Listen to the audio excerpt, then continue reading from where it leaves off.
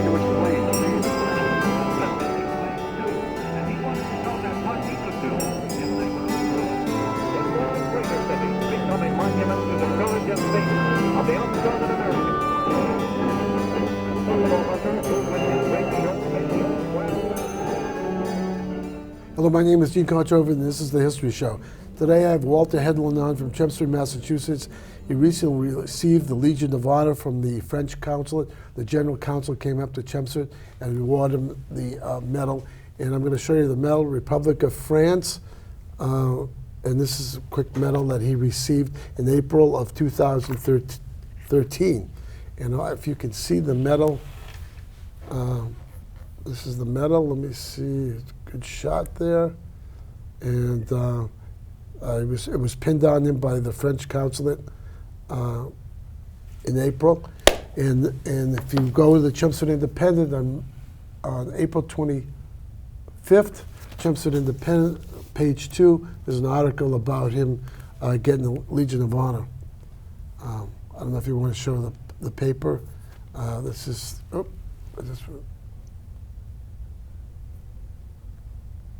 that's the paper. All right, so we're going to go back. Walter was in England. He went to commando school in northern in Scotland. 2-month training, was it? Almost school? 3 months. Almost 3 months. Yeah. British commandos trained him. He wears the Ranger tab. He was a recipient of the Combat Infantry Badge, 1 Silver Star, 2 Bronze Stars, and 3 Purple Hearts. But we're going to get into it. Right now, we were talking about Dover. You were with the British Commandos in Dover, England, and they were making, they had operations along the French coast. Pre-evasion. Pre-evasion operation, yeah. Right.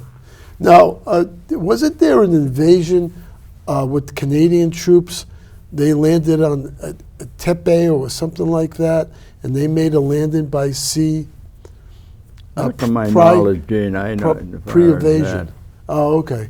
I thought you might know something about it. No, I don't recall. Well, because they kept it secret because they lost a lot of people. That's very true. You know, they didn't want to tell the homeland what was happening. Well, you got to remember the English people, a few years prior to that, tried to make a landing on Dieppe. That's and the Dieppe landing has always been in the minds of every English person. Right. There were so many troops that were lost there. Yeah. So that was a thing that the English people were very, very concerned about their youth. Mm-hmm. Making other landings. Right. Most of them are already gone down to Africa. Right. So yeah, that's the secret. That's right. At that time, it was a secret operation. How many men do you remember? How many men? I don't recall, Dean. I know it was very considerable anyway. Yeah. That was. If you want to look up history, look up that. Yeah. Let's talk about your history. Your Ranger Battalion is broken up. Yes, the Ranger Battalion was broken up, and we were sent back to our regular companies. I went back to Company I, 115th Infantry of the 29th Division outside of Plymouth. And that way we were ready to make the invasion. And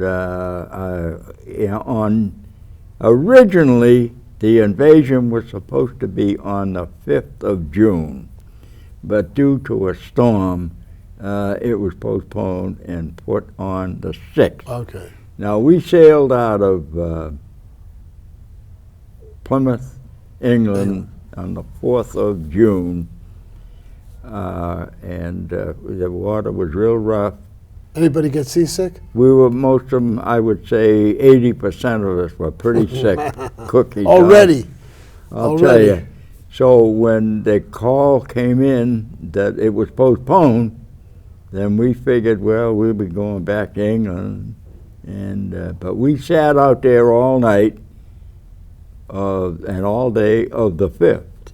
And nobody wanted to eat. The Navy was serving great food to us, but Nobody even wanted to So you look were at just us. bobbing right Oh, in the we ocean. sat out there all I mean, day. you were sitting ducks if the Germans found you. Well, I don't know what the answer was, but we Right. sat there. And then the order came through that we were going in, that the invasion would be on the 6th of June. 1944. That is correct. And the 116th Regimental Combat Team, which was part of the 29th Division, they were the first wave. They and one of the regiments from the 1st Division, where the H-hour landings were to be made on June the 6th. What time? The H-hour was set for, I think it was around 7 a.m. in the Okay, morning. In the morning. All right. It was all due to tide situation. I see. Because people don't realize, but along the beaches, the Germans had made railroad ties, cross arms, and barbed wire, and also explosives, so that they were prepared. So our PT boats and whatever landing craft that was available that we had was to ride over those due to high tide. Wow. And the 116th... Because they'll rip a hull if they catch them right. That's true, and there was a lot of them that did, unfortunately. Yeah. But the 116th and the 1st Division Regimental Combat Teams, they made the landing. Okay. But we didn't think we knew we were second wave, but we didn't think we'd be going in until maybe 10:30, 11 o'clock. What time did you go in? Oh, we went in, I would say, probably 8:30 and 9 o'clock, Wow. because the 116th had been slaughtered on the beach. See, according to our training, and it was trained into our minds as infantry people, that the U.S. Air Force would do what they call a carpet bombing. Now that would be, they would start on the beach and work their way in on bombing. Right. And that would give us a area to jump into if need be on the beach as Right. we landed, Right. the 116th. Well, what had happened, they missed the beach, never dropped a shell on the beach. So unfortunately, when the 16th got on the landings, they had no cover, nowhere to fall in a hole, and machine guns and whatever up above were there. So when the order came in, we had to go in. Well, by the time we were ready to go in, the tide had gone back out, so everything was exposed. So we were dumped off out in a good 100 yards, maybe 200 yards from the beach per Wow. se. And as we got off, we were under constant fire. The Navy guys must have been I lost afraid. a lot of good men, Right. and lost a lot of equipment, because as we jumped out, we landed on a sandbar. oh boy. And then a lot of my men took their life preservers off. And when we had to wade through the water over our heads with heavy equipment, Right. 30, 40 pounds, They drowned. I drowned. A lot of guys of mine drowned. Why'd they do that? What was the reasoning? What do you mean? Why'd they take off their I don't know. Why? I don't know. You got to remember one thing, Dean. We were so sick on those Yeah. boats, we could care less where we were. All we wanted to do was put our feet on a piece of land somewhere. Yeah, good point. And And then you had these guys shooting at you. well, which is very true. But see, a lot of the training that a lot of men in my platoon they had never been under live fire. I had already been under live fire Right. because of my Ranger training. So and did they freak out, or did they? Well, a lot of them did freak out, and a lot of them were wounded or shot. I won't say they were all killed, but some of them were wounded. But you got to remember one thing.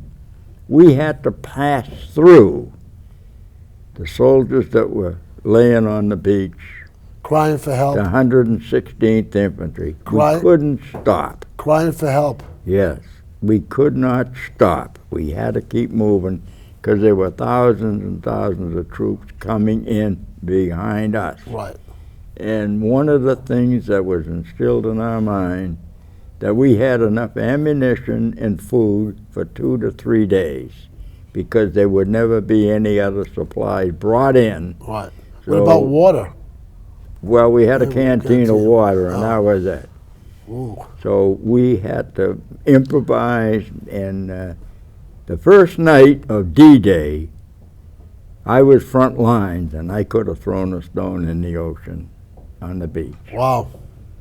So we got Dug in? under cover as best we could. Mhm. Finally was able to make it up over the cliffs, and we moved towards St. Lo, and my division, we went in and captured St. Lo, and then we were pulled out of St. Lo and sent over to Brest, France. That was Right. a submarine Now, pen. let me ask you a question. Did you have to take any ammunition from the troops or anything? Well, I instilled upon my men. Incidentally, I You were was a tech- promoted to a A sergeant. tech sergeant? Yeah, and I instilled in my men that anybody that was laying deceased to pick up their bandoliers of ammunition for the M1 rifle. Right. And even after we got to St. Lo, we lost a lot of men going into St. Lo.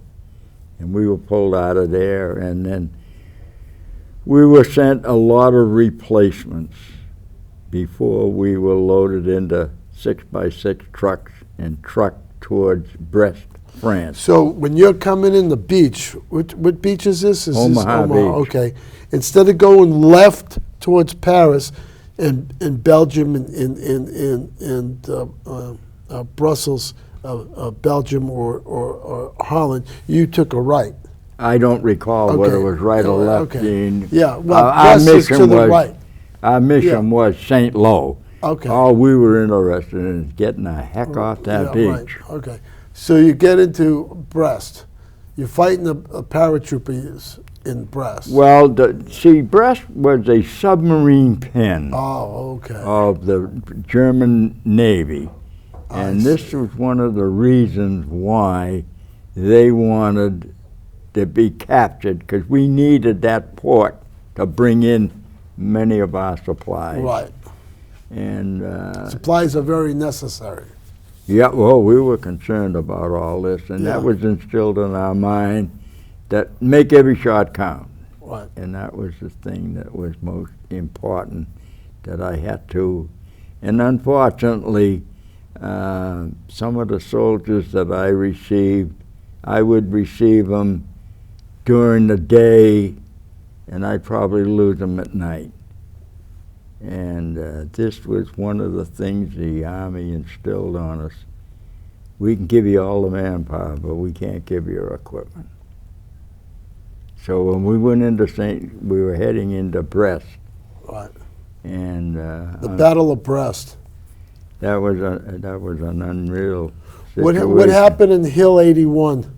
Well, that was a hill that my company I of the 115th Infantry was their mission to capture Hill 81. So my squad, we were first in line. See, under Army regulations, you have 2 squads in front and 1 in reserve. So my squad, we had to get up to get to that hill. We got to the hill and we held it, but we came under tremendous enemy fire. And we were pinned. Continuous fire? Yes, Conti- we were All pinned. day? we were pinned down in an area, sort of a valley like, Right. and radio communications we did not. I had a portable radio, but it wasn't worth anything. I couldn't get back to my battalion or to my company commander. So I said to my squads, I said, look, I'm going back across that field, and when I get some smoke, I said, I want you guys to come back. So I was able to, I don't know how I still to this day don't know how I got across that open field. But anyway, when I got back to my company headquarters, I had no company commander. All the officers had been wounded or dead. So I had to take over command of I Company.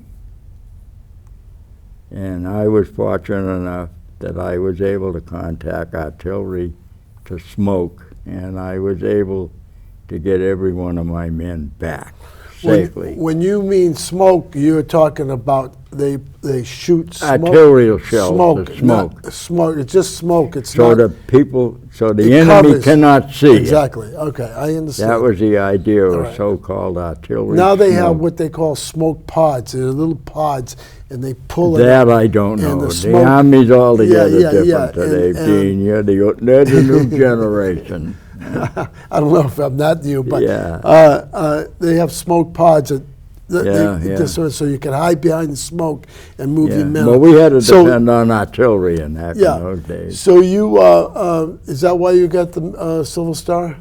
I did not know that. I had taken over the company. I had got my men back, and we backed off, and we just had a line of resistance to hold for 2 days. Our orders came down to hold for 2 days. And so I was up on a so-called hedgerow. Now, a hedgerow in France I know what a hedgerow is, but go ahead, is, you explain. I was up there with a pair of binoculars, and I had my mortar squad firing mortars over, lobbying into the Germans that I could see in my binoculars, go right, go left, Right. or raise, and whatever. And evidently, one of the snipers or somebody got the reflection of the glasses, and that's when I was shot in the foot. And I crawled out of there and worked my way down to an aid station. And that is when I was flown back to England, to the English hospital. Did you get shot through your boot? I had the shot through the boots, and I went to, they sent me back to an aid station, and whatever they removed, I don't know. Right. I was semi-conscious, and the next thing I know, I was on a 747 flying back to England, and I spent 3.5 months in the English hospital. 747 is a jet. They didn't have jets. They didn't have jets. So it was a C-47. Yeah, that's what it one was. of the propeller driven. Yeah. So I spent 3.5 months in the English hospital. And you were ready to go back. Well, I did not know anything.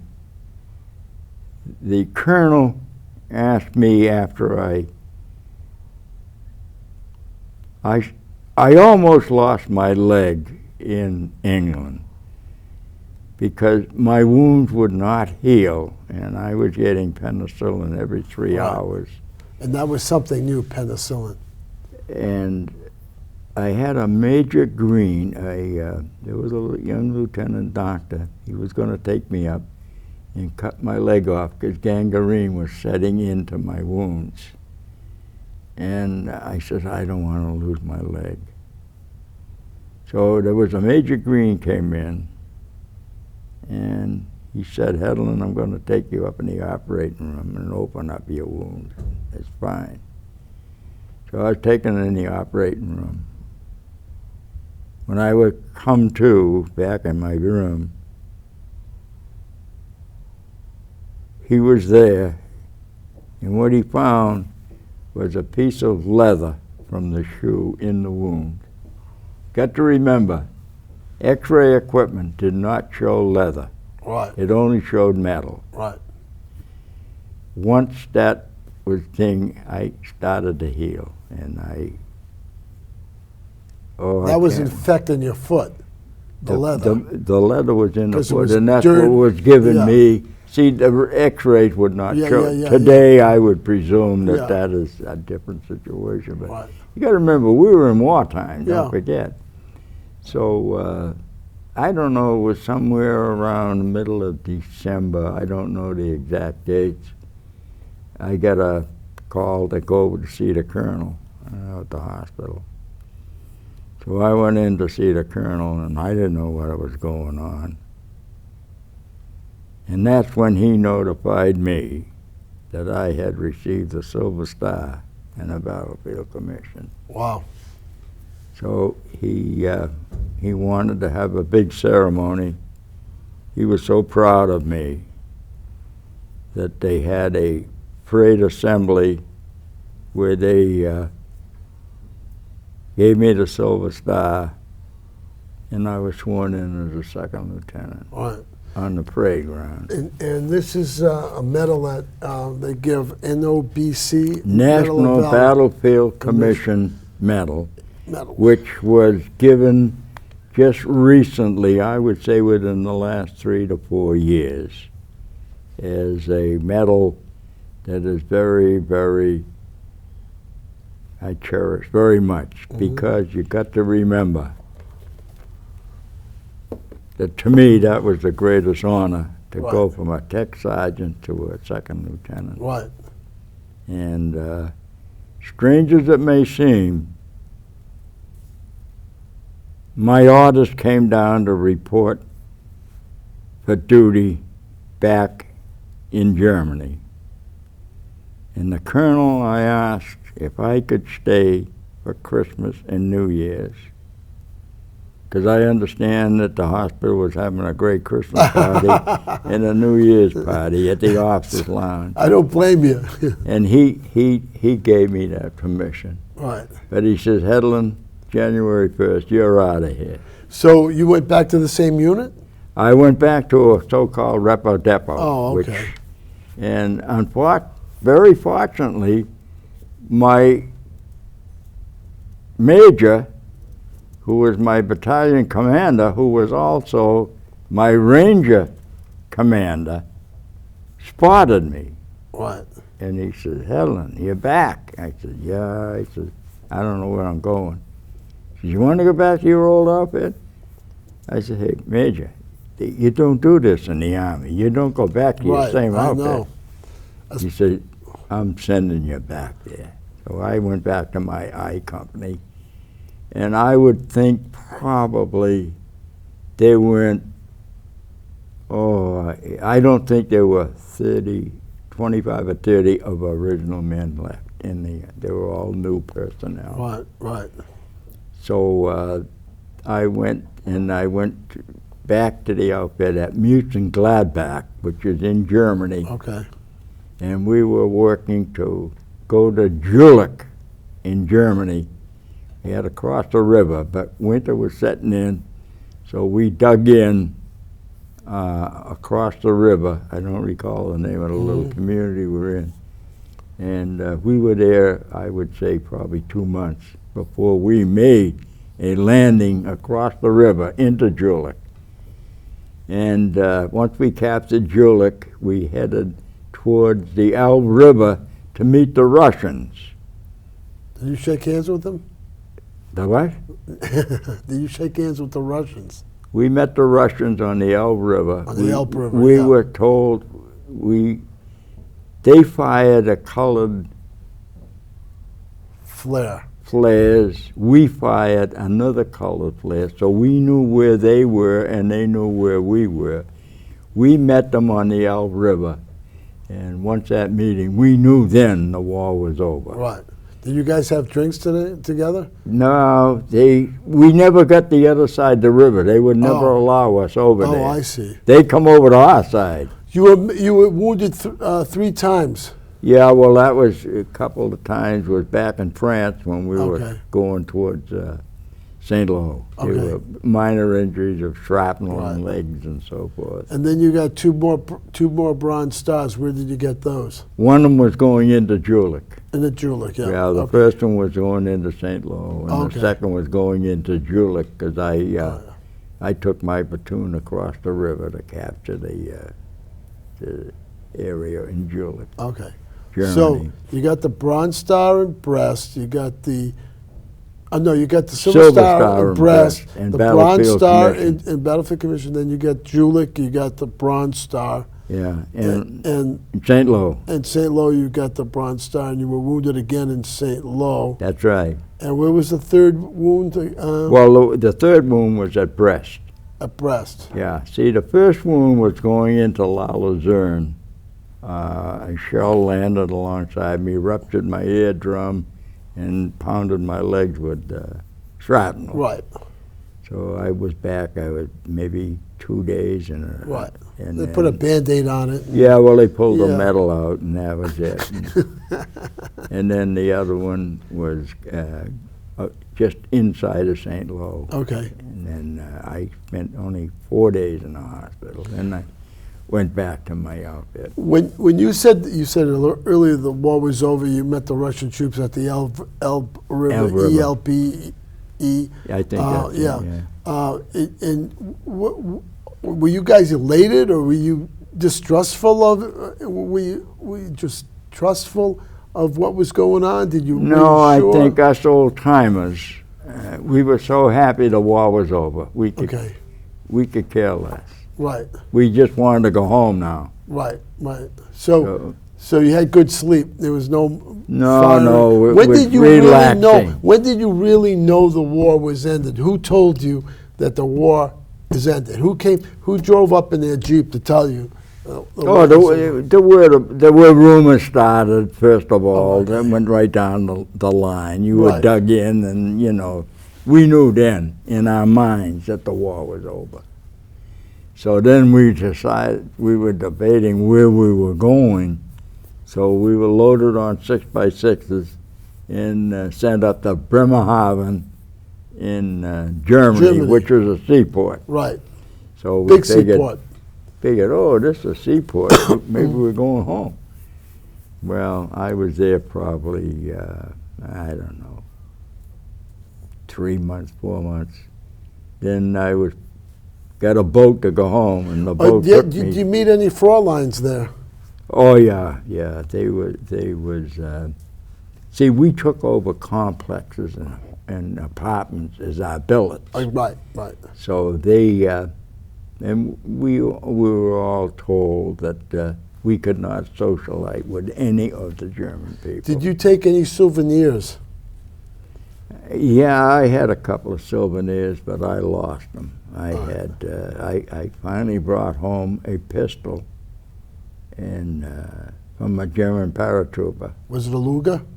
I don't know what it is. Oh. It's only a 25 little caliber. I Oh. had a Luger, but somebody else got it off me.